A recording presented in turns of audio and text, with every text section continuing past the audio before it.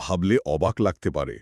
একটা বিশাল সাম্রাজ্যের পতন, লক্ষ লক্ষ মানুষের মৃত্যু, আর ইতিহাসের সবচেয়ে ভয়াবহ একটা যুদ্ধ, এই সব কিছুর শুরু হয়েছিল শুধু একটা মাছের গন্ধ থেকে। মানে, শুনতে অদ্ভুত লাগলেও এটাই সত্যি। হ্যাঁ, অদ্ভুত তো বটেই। সাধারণত আমরা যখন ইতিহাসের বিশাল কোনো রাজবংশের উত্থান পতনের কথা ভাবি, তখন আমাদের চোখের সামনে বিশাল রাজপ্রাসাদ বা হাজার হাজার সৈন্য ভেসে ওঠে। একদম, তীক্ষ্ণ তরবারি আর রাজাদের বীরত্বের গল্প। বিষয়টা অনেকটা গণিতের মতো মনে হয়।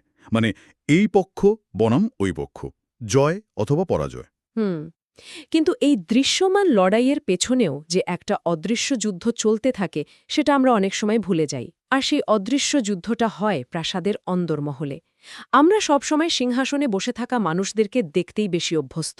ঠিক, কারণ সেটা বুঝতে সুবিধা হয়। কিন্তু একটা সাম্রাজ্যের আসল স্থপতি অনেক সময় এমন কেউ হন যাকে প্রথম দেখায় একদমই ক্ষমতাবান মনে হয় না। আর ঠিক এই জায়গাটা নিয়েই আজকের এই গভীর বিশ্লেষণে আমরা আলোচনা করব। আমাদের আজকের আলোচনার মূল ভিত্তি হল Satyavati, architect of the Kuru dynasty শীর্ষক একটি চমৎকার গবেষণা ও তথ্যসূত্র।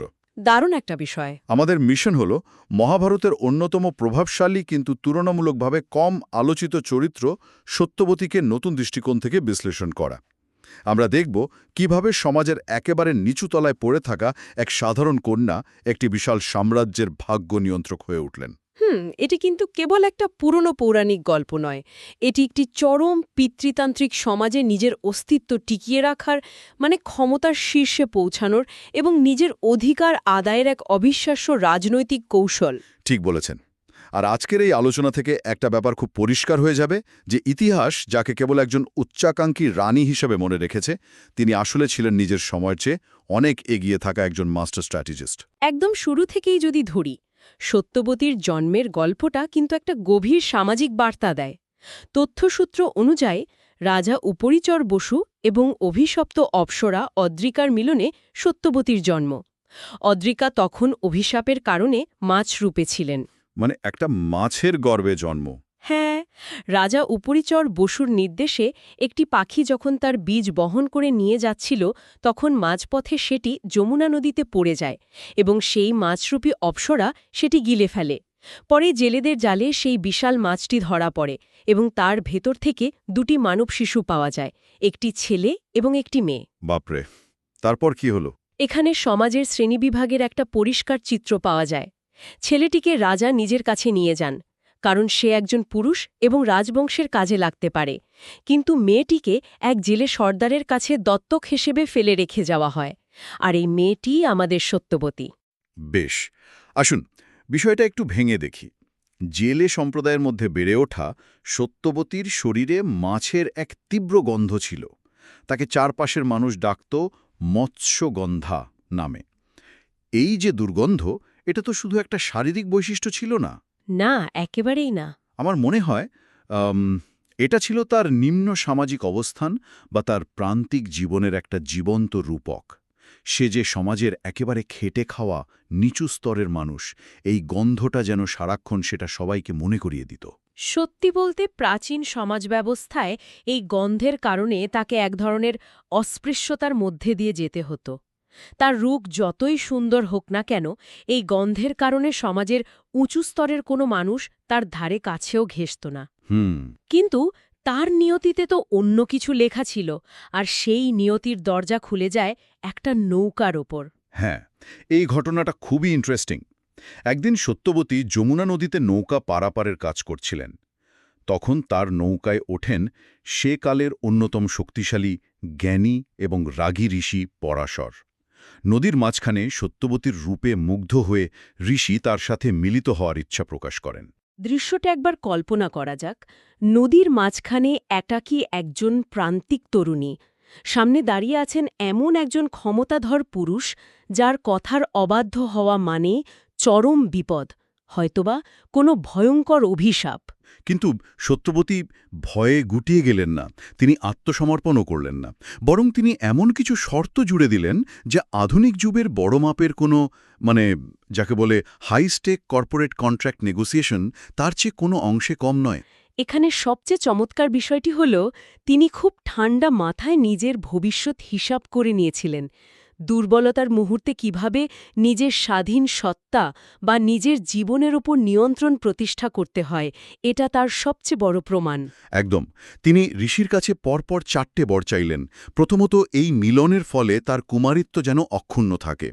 কারণ সে যুগে সমাজে বিবাহপূর্ব সম্পর্ক একজন নারীর জীবন পুরোপুরি ধ্বংস করে দিত। হ্যাঁ, এটা ছিল একদম বেসিক সার্ভাইভাল ট্যাকটিক। দ্বিতীয়ত, নদীর 2 পাড় থেকে কেউ যেন তাদের দেখতে না পায়, তাই চারপাশ ঘন কুয়াশায় ঢেকে দিতে হবে। তৃতীয়ত, তার শরীরের এই মাছের তীব্র গন্ধ চিরতরে দূর করে সেখানে এক দিব্য সুগন্ধ দিতে হবে। আর চতুর্থত, যে পুত্রের জন্ম হবে সে যেন পৃথিবীর অন্যতম শ্রেষ্ঠ জ্ঞানী হয়। এই যে 4টে শর্ত, এগুলো কি কেবল তাৎক্ষণিক বিপদ থেকে বাঁচার উপায় ছিল? আমার তো মনে হয় না। ঠিক ধরেছেন। একটু গভীরভাবে খেয়াল করলে দেখা যাবে প্রতিটি শর্ত তার ভবিষ্যতের এক একটা স্তরের নিরাপত্তা নিশ্চিত করেছিল। কুমারিত্ব আর কুয়াশা তাকে দিল তাৎক্ষণিক সামাজিক নিরাপত্তা। জ্ঞানীপুত্রের বর তাকে দিল ভবিষ্যতের একটা বড় ভরসার জায়গা। এই পুত্রই পরে দেশদেব হন। আর তৃতীয় শর্তটা? সবচেয়ে যুগান্তকারী শর্তটি ছিল এই তৃতীয়টি। ওই যে মাছের গন্ধ দূর করে দিব্য সুগন্ধ বা যোজন গন্ধা হয়ে ওঠা, এটি ছিল সমাজের একেবারে নিচু তলা থেকে রাজকীয় মর্যাদায় তার উত্তরণের বা সোশ্যাল মোবিলিটির প্রথম ধাপ। এই সুগন্ধ আসলে তার রাজকীয় ভবিষ্যৎ এবং ক্ষমতার সিঁড়ির প্রতীক। অসাধারণ একটা ব্যাপার। আর এই সুগন্ধি তাকে তার জীবনের পরবর্তী অধ্যায়ের দিকে টেনে নিয়ে যায়। দিব্য সুগন্ধে মুগ্ধ হয়ে হস্তিনাপুরের প্রতাপশালী রাজা শান্তনু একদিন নদীর তীরে সত্যবতীকে খুঁজে পান। শান্তনু তাকে বিয়ে করতে চান। কিন্তু এবার দর কষাকষির মঞ্চে সত্যবতীর পালিত পিতা সেই জেলে সর্দার। তিনি রাজাকে পরিষ্কার জানিয়ে দেন যে সত্যবতীকে বিয়ে করতে হলে একটি শর্ত মানতে হবে। আর শর্তটা হল, কেবল সত্যবতীর গর্ভে জন্ম নেওয়া সন্তানরাই হস্তিনাপুরের সিংহাসনে বসবে। রাজা শান্তনুর প্রথম পুত্র দেবব্রত, যিনি অত্যন্ত যোগ্য ছিলেন, তিনি এই শর্তের কথা জানতে পেরে আজীবন ব্রহ্মচর্যের এক ভয়ঙ্কর প্রতিজ্ঞা করেন। আর এই ত্যাগের কারণেই তিনি ভীষ্ম নামে পরিচিত হন। কিন্তু এখানে একটা ব্যাপার খুব খটকা লাগছে। কি রকম খটকা? সত্যবতীকে তো আমরা সবসময় একজন ক্ষমতার লোভী বা উচ্চাকাঙ্ক্ষী নারী হিসেবেই জেনে এসছি। ভীষ্মের মতো একজন সর্বগুণ সম্পূর্ণ যোগ্য ছেলেকে সিংহাসন থেকে সরিয়ে দেওয়াটা তো স্রেফ স্বার্থপরতা মনে হয়, তাই না? মানে একজন জেলে কন্যা হঠাৎ করে রাজরানী হওয়ার সুযোগ পেয়ে এতটা মোহান্ধ হয়ে গেল যে সে পুরো রাজবংশের ভবিষ্যৎ নিয়ে ছিনিমিনি খেলল।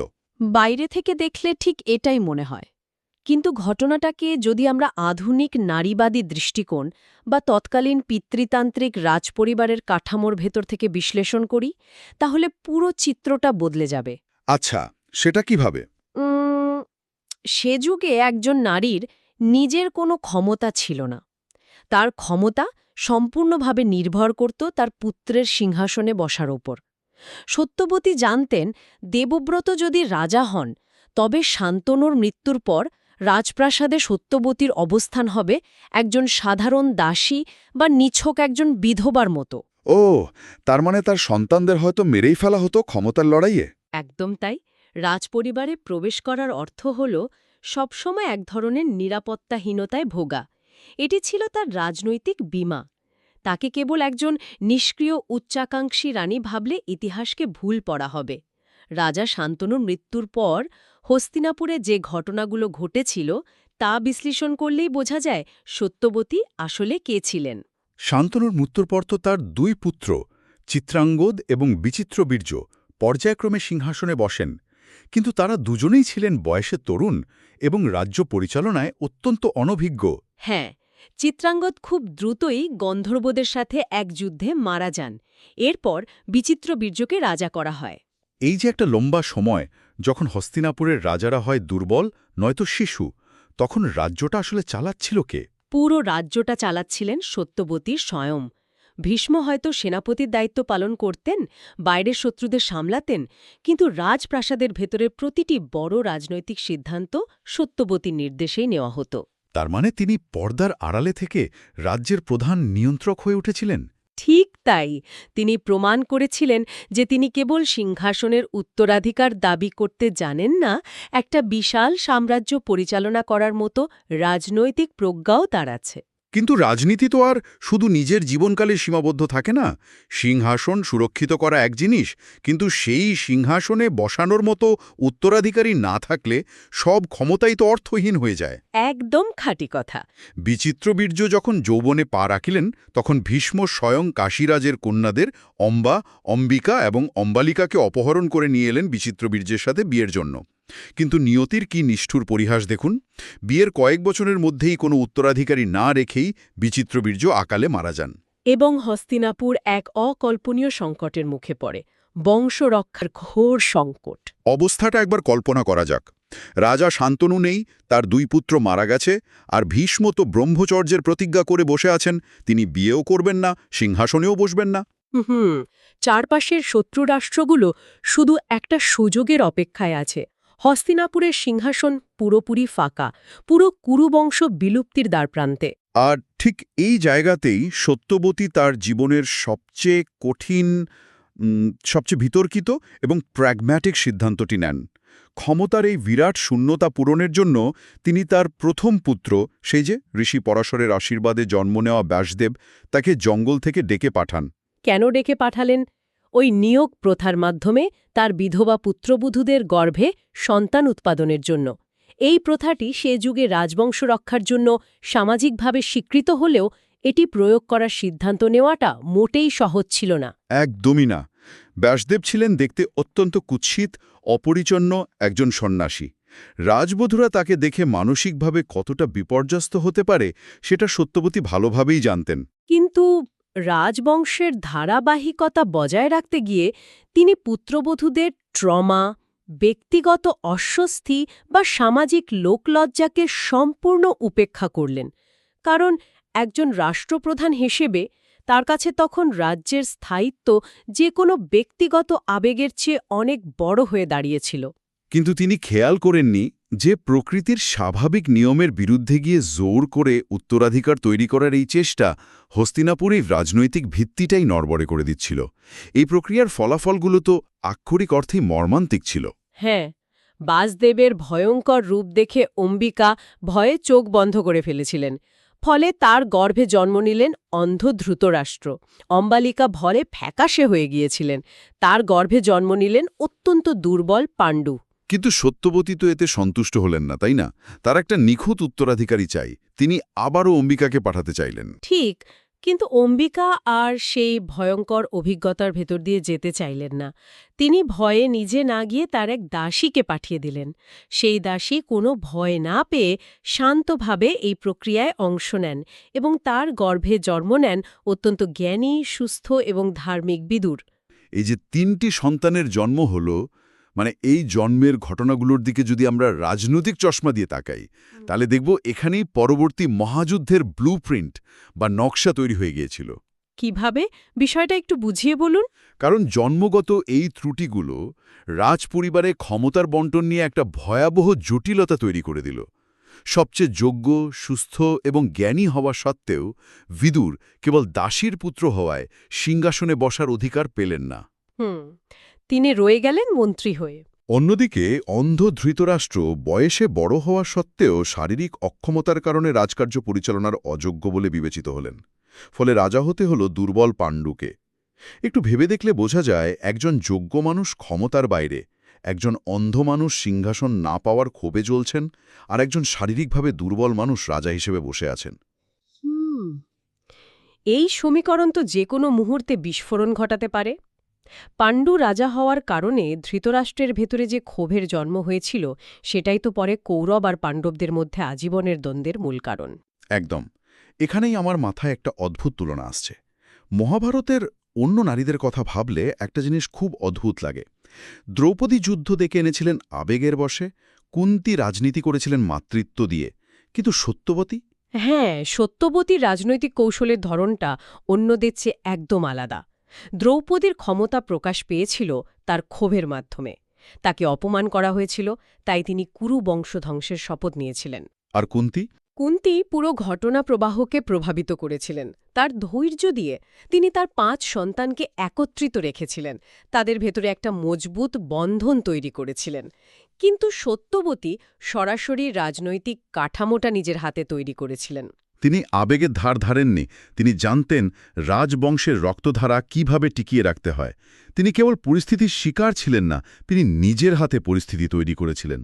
কিন্তু এখানেই মহাভারতের সবচেয়ে বড় এবং করুণ সত্যটা লুকিয়ে আছে। নিয়তি বনাম মানুষের নিজস্ব স্বাধীন ইচ্ছা। সত্যবতী সারা জীবন নিজের স্বাধীন ইচ্ছা দিয়ে নিয়তিকে নিয়ন্ত্রণ করতে চেয়েছেন। এই ব্যাপারটা আমাকে খুব ভাবায়। আমি যখন তথ্যসূত্রগুলো পড়ছিলাম, আমি অবাক হয়ে ভাবছিলাম যে এখানে কত বড় একটা ট্র্যাজিক আইরনি লুকিয়ে আছে। ঠিক কোন জায়গাটায়? এই যে সত্যবতী বিষ্ণুকে বিয়ে করতে দেননি, তাকে সিংহাসন থেকে সরিয়ে দিয়েছিলেন। কেন? কারণ তিনি চেয়েছিলেন হস্তিনাপুরের সিংহাসনে কেবল তার নিজের রক্ত, মানে নিজের বংশধররা বসুক। অথচ সেই বংশকে বাঁচাতে গিয়েই শেষ পর্যন্ত তাকে ভীষ্মের মতো যোগ্য মানুষকে দূরে সরিয়ে রেখে জঙ্গল থেকে ব্যাসদেবকে ডেকে আনতে হলো। যে ব্যাসদেবের শরীরে শান্তনুর কোনো রক্তই ছিল না। একদম। তিনি ভেবেছিলেন তিনি রাজবংশকে রক্ষা করছেন, একের পর এক সাহসী বিতর্কিত রাজনৈতিক চাল চেলেছেন। কিন্তু তিনি বুঝতে পারেননি যে বংশকে বাঁচানোর জন্য তিনি নিজের পুরো জীবন পার করে দিলেন, তার সেই মরিয়া চেষ্টাই শেষ পর্যন্ত কুরুক্ষেত্রের মহাযুদ্ধের মাধ্যমে পুরো বংশের ধ্বংস ডেকে আনল। আর সবচেয়ে কষ্টের ব্যাপার হল, যে ধ্বংস তিনি নিজেই তিল করে তৈরি করলেন, সেই ধ্বংসলীলা তারই শুরু করা।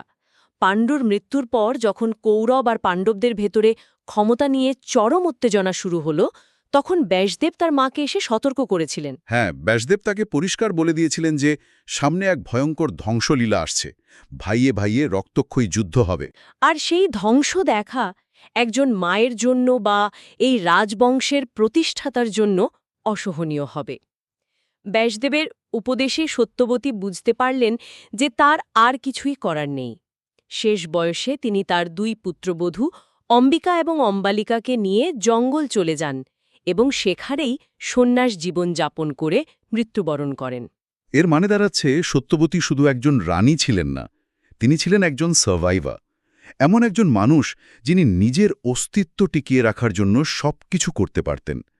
সমাজের সবচেয়ে নিচু স্তর থেকে হস্তিনাপুরের রাজপ্রাসাদে ক্ষমতার একছত্র আধিপত্য বিস্তার, তার জীবন আমাদের শেখায় যে ক্ষমতার লড়াই কত নির্মম হতে পারে। তিনি সেই স্থপতি যিনি এমন এক প্রাসাদ তৈরি করেছিলেন যার ভিত্তি গড়ে উঠেছিল মরিয়া হয়ে টিকে থাকার চেষ্টার ওপর। আর সেই দুর্বল ভিত্তির কারণেই একসময়ে পুরো প্রাসাদটি হুড়মুড় করে ধসে পড়েছিল। এটা খুব গভীর একটা সত্যি।